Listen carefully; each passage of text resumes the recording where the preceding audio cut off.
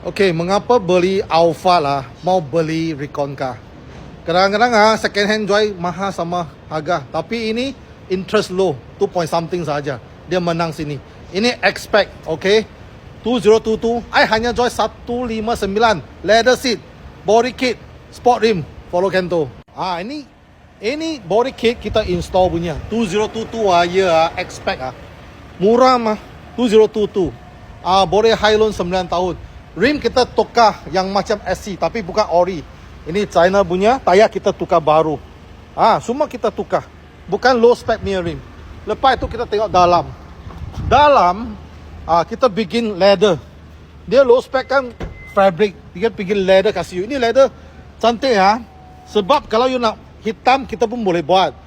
Sebab dia expect kan kita buat hitamnya seat tapi sini tak boleh buat hitam. Jadi dia nampak satu macam lah kalau you nak kita boleh buat. Tapi ini color okay. Sebab executive launch 3.5 tu dia ada satu Nava leather punya dia nampak color macam ni. Lebih luxury nampak. Kita tengok dalam cantik tak? Okay.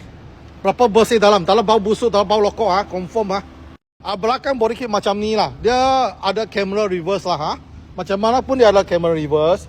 Yang penting kita beli kereta macam ni tak mau bau lokok, tak mau bau busuk. Ini Kento very important for family ini shock, selesa, aircon pun sejuk Kita tengok kadang-kadang ada spare tayar, kadang-kadang tak ada. Kalau tak ada spare tayar, dia mesti ada pump dan sealant. So package macam ni Kento ada banyak.